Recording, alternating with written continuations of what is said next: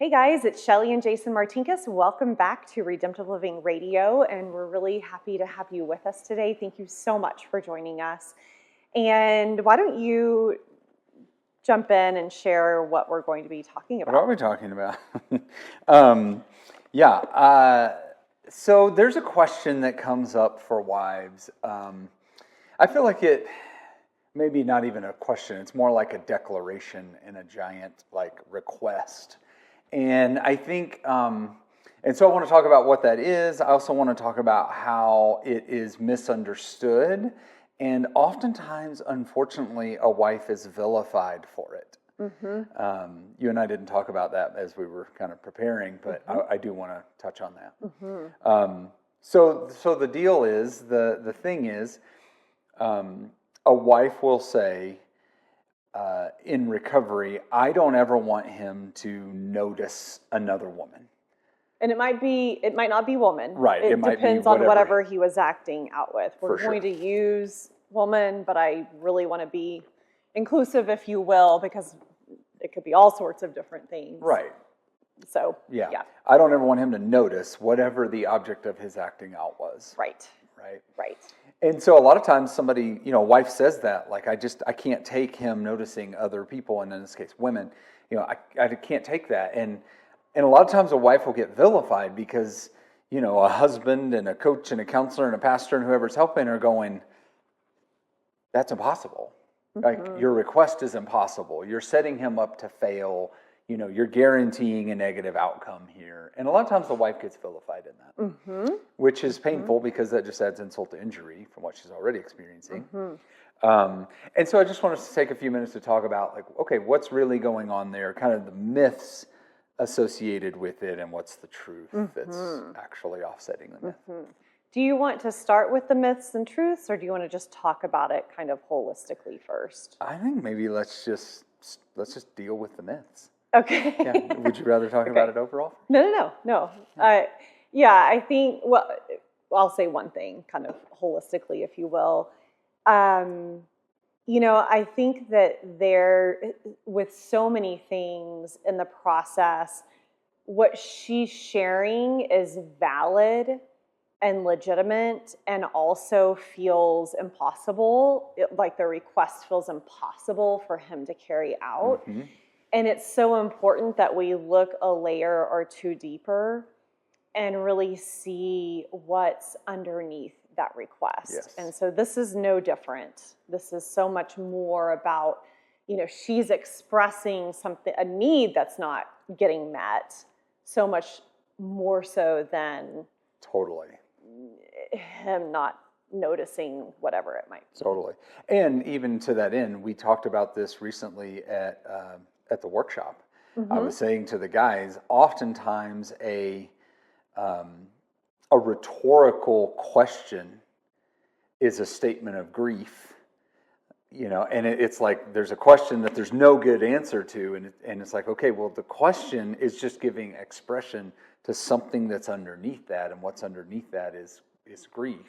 Mm-hmm. And often a declaration of something that sounds impossible, or it's the kind of thing that there's no way that can become reality, is usually an expression of a deeper need. Mm-hmm. So it's take what's at face value and then look deeper on it. Yeah, well, it's like another, and maybe we can talk about this at some point, but at the workshop, something that came up was when she has regret of, I should have separated from him, for instance. Regret of what she didn't do. Yeah, early on, like when she first found out, I should have separated, I should have kicked him out of the house.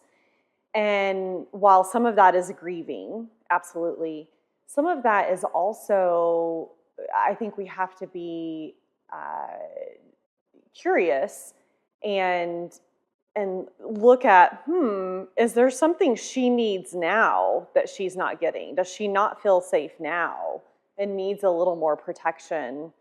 Is she speaking to something that's still awry today? Yes. So, yeah, I feel like that's kind of what you were just talking about. And that all fits for what we're talking about today. Mm-hmm. Mm-hmm. Okay. So myth number one is, and I don't know that my wording is great, but what I wrote down is the myth is the gateway to acting out is when he notices someone in public. Yes. Yeah, and so what happens there is a lot of times unfortunately, sometimes we frame this up this way as husbands, but it also feels this way a lot of times to wives, is like him noticing someone that's the first domino to fall in the steps that land him at acting out and betraying her again. And that is a myth. Noticing someone isn't the first domino. The first domino is actually what was going on internally that led to him noticing in a lustful way. Right. In an objectifying way. So there's upstream work that he has to do. There's something else going on inside him that's actually teeing up him doing that noticing. And so there again, I think a lot of times there's a misinterpretation or misapplication of this where somebody will say to the wife, like, you can't expect him to not notice other women.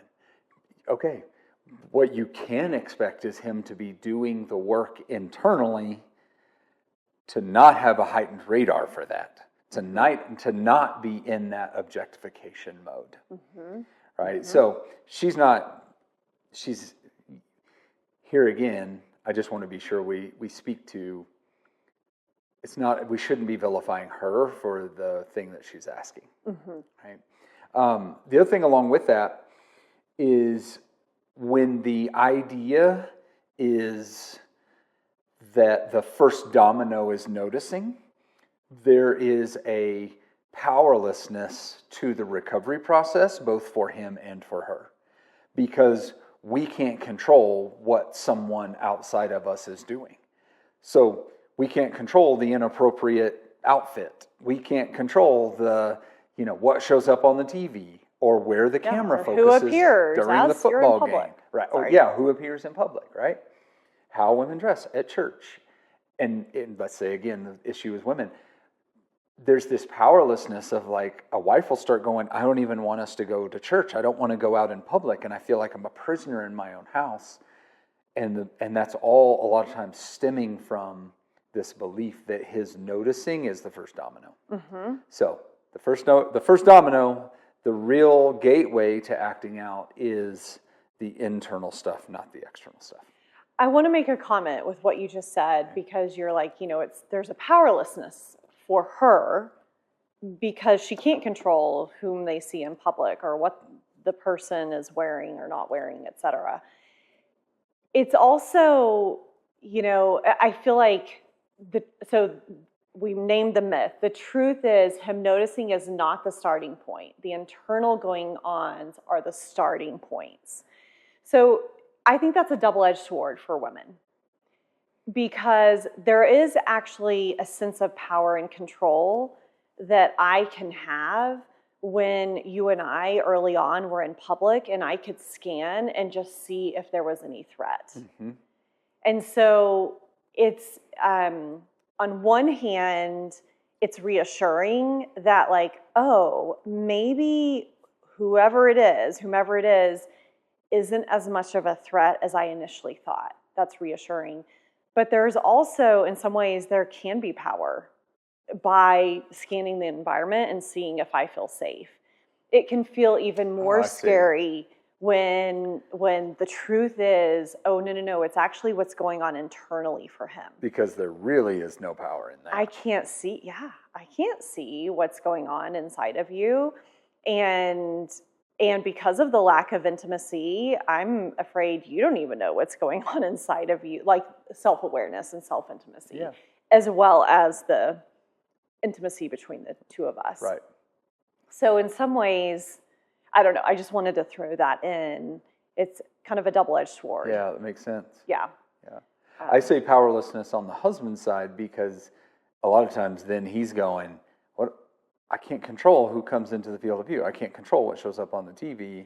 Oh. And so he's going, I don't want to look lustfully. I'm not trying to scope out anymore. I used to, but I'm not. And now it feels like if a woman walks across the field of view, if I happen to look in that direction, if I notice that someone walks across, now I'm hurting you.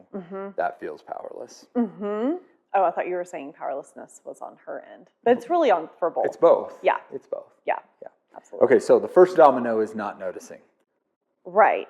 Yeah. To acting out. To acting out. To acting out. Okay. Myth number 2, her expectation is unrealistic and completely out of line. Back to vilification. Right? And so I hear this where people will say, when she says, I just don't want him to ever notice another woman, and then somebody will go, it's completely unrealistic. Like you're setting him up to fail, and you're setting yourself up to be disappointed and kind of stay stuck. And listen, by the way, nobody wants to be unstuck more than a wife. Nobody more than her. And so here again, I think this goes back to what you said at the beginning, which is looking beyond this. What she's asking for is unrealistic. To never notice is unrealistic. The need behind that is very realistic and very valid. What she's actually expressing in that is a need for additional extra safety, some sense of security, some sense of being able to like have agency over what is going on. And normally when she's expressing that, what she's doing is kind of like sending up a signal, a big alert, that's like red alert, whoop, whoop, like I don't feel safe enough. That's what's really going on.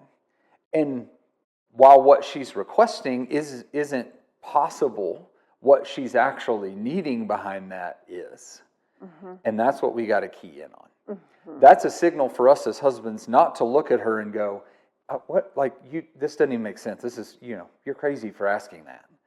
And instead look at her and go, okay, what am I doing that's continuing to create a lack of safety? Right. Or what am I not doing that could be creating more safety? That's really the question that should prompt in us. And if somebody in our world, and I'm saying this to husbands, if somebody in our world is going, man, why, that's just wild. Why would she say, doesn't she understand you're always going to notice? If somebody runs naked across the street, you're going to notice them. That's an opportunity for us to go, no, hold on. She's not crazy. She's needing something more in terms of security. And it's up to me to figure out what that is. Right. Some of that might be a conversation with her. Some of that also needs to be our own scrutinizing our lives to go, where are their gaps? Where am I lackadaisical about some of these things? Right. Okay. Really, I don't want you to notice women or whatever it might be, but we'll just women in public becomes kind of a red herring, doesn't it? Like it becomes the thing that all the focus is on that, and what we're trying to communicate is, wait, again, let's go a layer or two deeper. She is communicating, I don't feel safe. I don't feel secure. Right. There's an unmet need that she has. And again, the word she has is like, please don't notice anyone in public. But it's deeper than that. It's the need for integrity, the need for radical honesty, right? Obviously the need for safety and security. Yeah. And we can even put in the podcast show notes, I have a list, and it might already be in there from a different episode, but it's not a conclusive list, but it's maybe at least 50 words of legitimate needs. Okay. In alphabetical order that I think can be really, really helpful. Yeah. There was something else I wanted to say there. Underlying need is valid. I can't remember what it was. It's kind of I think what we have to just coming back to, and I'm doubling down on this, it's just we have to realize that what's under it is valid, and the way to meet that is where there's an opportunity to have more conversation. Right? I know what I was going to say. Okay. So am I interrupting you? No, go. Okay. So there's this, there is though this period of time, and because most of you probably can't see me, I have like my hands spread apart on either side of me, like there's space in between my hands. There's this period of time where he he's learning the skills and doing some work, but it's still not enough for her to feel safe. Like, there is going to be this period of time for her. And then there's also this period, and there is like him not using the skills and circling the drain. So there's this period of time where no matter what, she's not going to feel safe in public. Yes. Okay. And it's going to be a very insecure experience when she's with him. So early on for me, and this was a short-term solution, not a long-term solution, but I just realized being with you in public was just too difficult. Right. So know that, like, no matter what, yes, we're chasing after these deeper needs being met, but it's also okay for a period of time to protect yourself and to do things a little bit differently. And literally, I don't remember how long it lasted, but there was a period of time where I was like, I can't even go grocery shopping with you. I don't want to go to Target. I don't want to go to for sure. We cannot be in public together. For sure. So, yeah. Yeah. Okay. What are you thinking there? I'm just thinking that was hard. You know, those were hard days, and the feeling. I remember being in that place, feeling like this is never going to change. This is never going to get fixed. Mm-hmm. You know, this is never. Me too. This is how it's always going to be. Mm-hmm. And just the hopelessness and the sense of, like, I don't know, the sense of failure in that, like, I permanently broke things. Mm-hmm.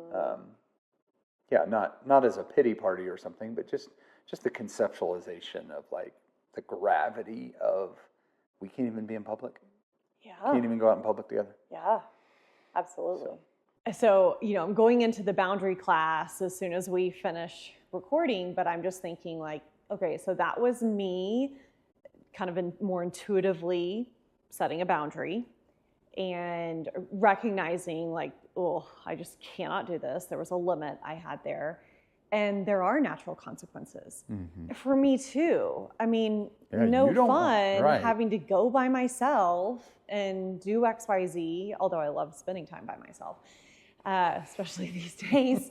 But I think that for you to be like, oh, we're here because of what I've done, that was actually a really good place for you to be. Yeah, it was. So, it was. Yeah, an effective boundary in more ways than one. Yes.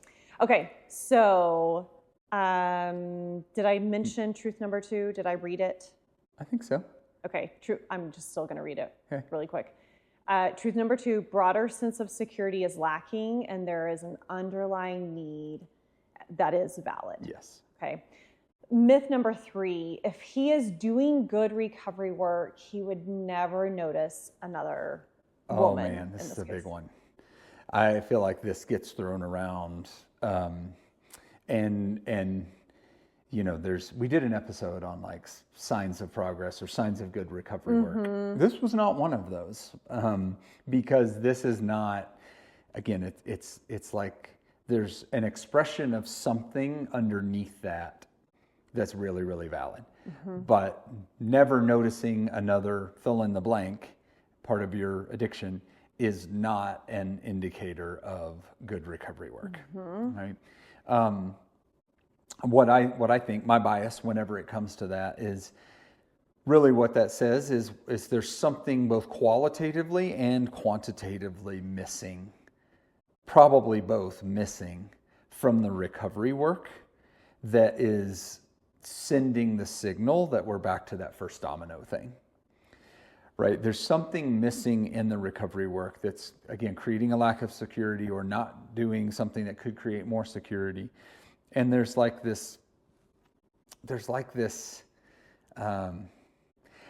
is how I think about it.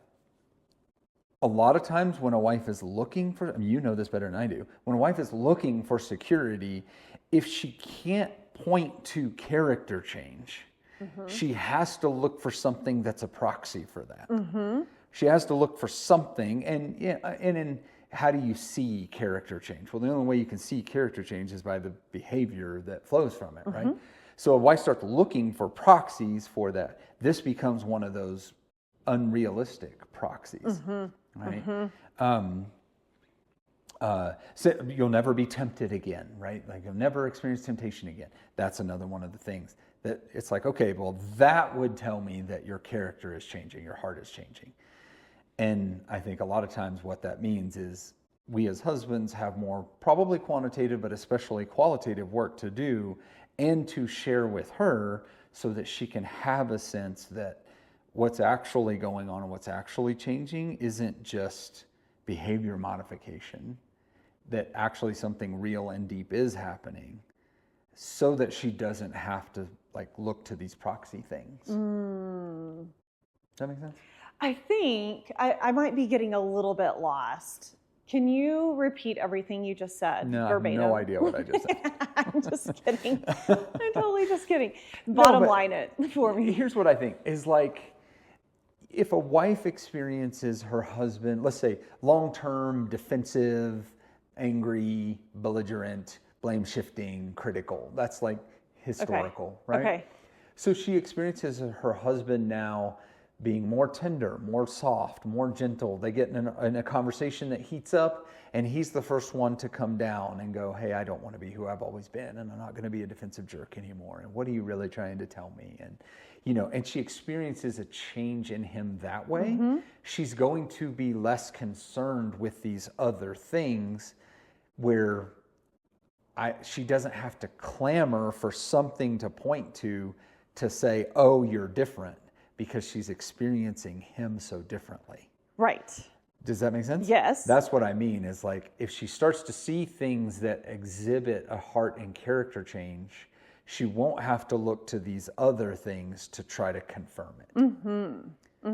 So she won't have, in effect, she'll be able to go, I don't need to worry about whether he's noticing other women, because the man standing in front of me who interacts with me that way isn't the man who's going to cheat on me again, isn't the man who's going to betray me sexually again.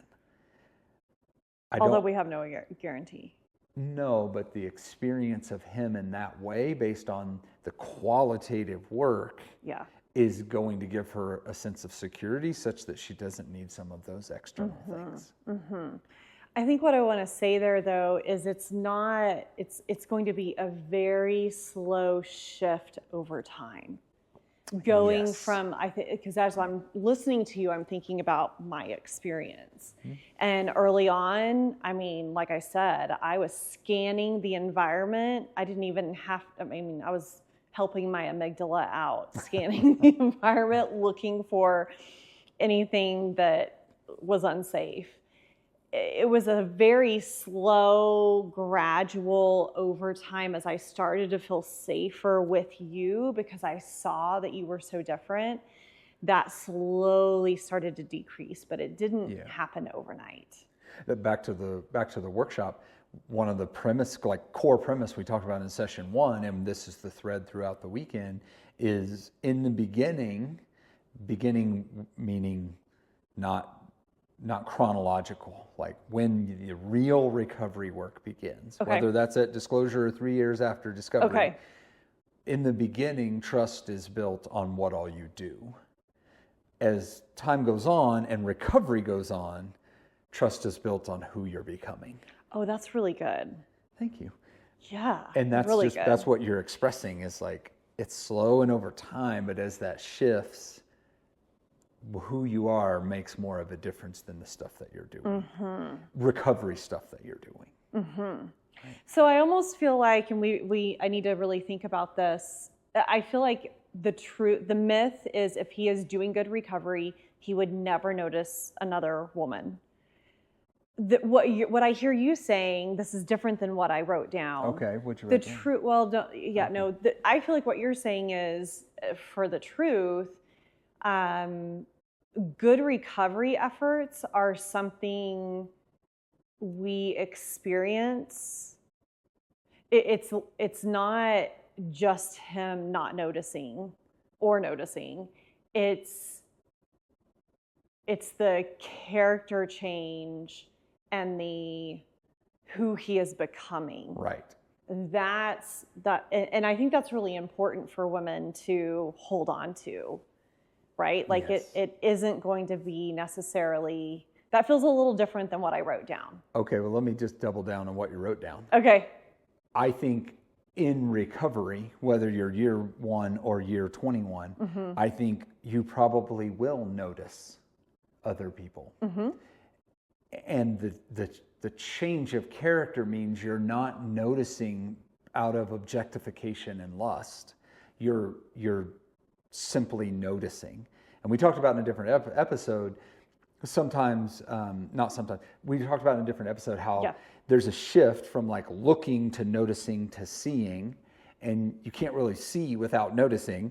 And so the idea here is out of that qualitative work and that character change, it's not that you're not going to notice people anymore. It's that you're going to see them differently, and it's not coming from that objectifying, lustful place. Absolutely. And I think a wife can experientially know that standing next to him in public. I think she'll sense how that goes. So it's impossible to never notice others, I would say is the truth.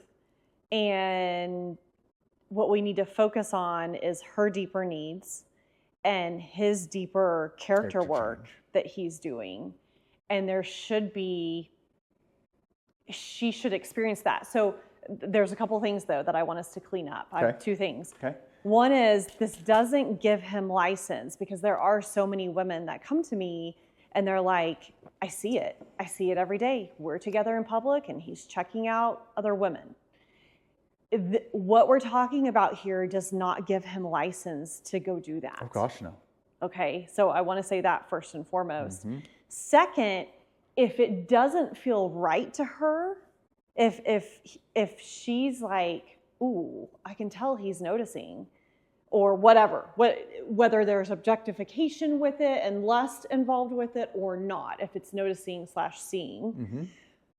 But if it bothers her, ding, ding, ding, ding, ding, that's the signal that there's still something missing relationally between the two of them. For sure. So that's really kind of the take home, I feel like, from this. If you're listening, girls, and you're like, yeah, you know what? When I'm out in public with him, I get real unsettled when we're with other people and okay, then what are the deeper needs not being met? And are you seeing character change in him? Yeah. And that's a signal for us as husbands to go, okay, let's figure out what's going on. Let's figure out what's missing. Maybe it's as simple as like front loading conversations before we walk into church home group where it's uncomfortable. Maybe there's front loading stuff that needs to happen. Maybe there's bigger things, you think about like, okay, well, the moment where that comes up is typically on a Saturday when we go to the farmer's market. Well, it might be a byproduct of what didn't happen on Monday, Tuesday, Wednesday, Thursday, and Friday. And so there's something more broadly missing that has a cumulative effect that creates security on Saturday. So that's just a signal for us to investigate more and go, okay, let's figure out. Yeah. Right? Right. I want to say one more thing. I want to say one more thing. You go ahead. On that note, there's a big difference. So this is for husbands. There's a big difference between, hey, I don't know why Saturdays are so hard. Tell me what I'm doing wrong. Big difference between that and, hey, I'm thinking through how I can create more security so Saturday isn't so hard for you and for us. Yeah. So I'm thinking through this and that and this and that. What are your thoughts on those and what am I missing? You don't want to haphazardly and flippantly go, there's a mess, here it is in your lap. Clean it up and tell me what you need. We want to hold that mess and try to sort it out and then deliver that to her in a way that she can speak to it. We got to be careful there. Yeah. Thank you for saying that. So, I want to just talk personally about this. I already mentioned early on, we were out in public and I was like, this is nuts. I'm not doing this. No. Right. I didn't know how long it would last, that I couldn't be with you in public, but I knew for then I couldn't do it. obviously that started to change. Yeah. Did start to change. But let's fast forward to today, and we're 2 decades plus in. And there are still times when how can I explain this? I'll just say when I feel unsettled with a certain person around, I'm not thinking of anyone in particular, but, and I might feel like you notice them or what have you. So that, I just want to like normalize for the women listening that 2 decades in, there are still times, this is infrequent, but when I'm kind of like, I'm like, I just kind of feel a little something like unsettled. I wish I had a better word for it, but we'll just go with unsettled. Okay. So back to your point, when that happens, oftentimes it's because something else going on with us relationally, or maybe within me, and it's just getting like tapped. Yeah. You know what I mean? So it can still happen, and it's a door opening to have a deeper conversation. It's at this point less about, did you check her out? Like, I mean, when have I ever asked you that? Been a long time. Yeah, right? And more a signal for me to do a little bit of self-intimacy work and maybe work with you and just figure out like, something's not feeling quite right. You remember the last time that happened? And it doesn't have to be public information if you don't want it to be. But. No, but I don't remember the last time it happened. Thank you, Jesus. Because it's an awful way to have to live, right? So thank goodness. But it has happened, whether it was on a lacrosse field or at a restaurant, like, I don't know. But no, I don't even know the last time. Okay. Yeah. I hope you'll tell me next time that happens. Okay, I will. Because I think I've been oblivious to it. It hadn't happened in a long time. Yeah, okay. I probably have told you when. I bet I have. I mean, the last time I literally remember that happening was we lived on Fifth Avenue. I mean, that's how long it's been since I remember you actually saying, like, that was triggering and uncomfortable, and I'm glad we got out of there, and that whole thing. The last memory I have, and this wasn't actually noticing, I feel like something, I don't know, 2 things come to mind. One is I feel like at some point I drove up, I don't know if it was here or where it was, right? Like I'm thinking about our houses. And you were talking to 1 or 2 gals, but I wasn't there, and then I appeared on the scene, if you will. And there was something about that just felt, and again, I don't know, I bet it was on Josephine, honestly. I bet it was like 4 years ago. I don't know what was happening internally for me, but I do that's one you recollection. Remember like the feeling. Yeah, just kind of like, this doesn't feel very good. Okay. And then I've also experienced it before if you're in your car talking to someone, and I'm like, and I go past your car or something, and I hear a female voice. And so whether it's a client that you're having to talk to or a colleague that's female, does that make sense? Right. And I'm just kind of, Yeah, that makes sense. So again, it still happens. Okay. But I don't even think in the last 2 years. Okay. But yeah. All right. I'll be mindful of that. Yeah. I hate that. I know. But I want to normalize that this is, it gets so much better, but it doesn't necessarily go away. And it's just one of those things. And maybe we're starting to tiptoe into triggers, if you will. Sure. But it's simply an area that needs to be discussed. And we want to be curious about it. And there's a little more healing to be had in those areas. And then also figuring out, wait, are there some needs going unmet? And how can I work at getting those needs met, et cetera? Totally. Yeah. And big big ticket takeaway for us as husbands, just remembering that when she's making a request that feels impossible, we need to pull some of the burden back over to us to go, what's underneath that? The burden shift onto her of, you better change what you're asking for. We need to pull the burden back over and go, let me help figure out what's underneath there. Right. Right. Oh. Okay, let's be done there. All right. Well, guys, thank you so much for joining us. We do have our 2 podcasts. I call them producers. They really are assistants. One's asleep in between our feet. The One other was walking through the wires a minute ago. And now he's just looking at us. But on behalf of Pluto and Orbit, thank you so much for joining us. We would love for you to, just stay in touch with us and reach out if you have any questions or any ideas for future episodes. And we will see you next week. Bye, guys. Bye, y'all.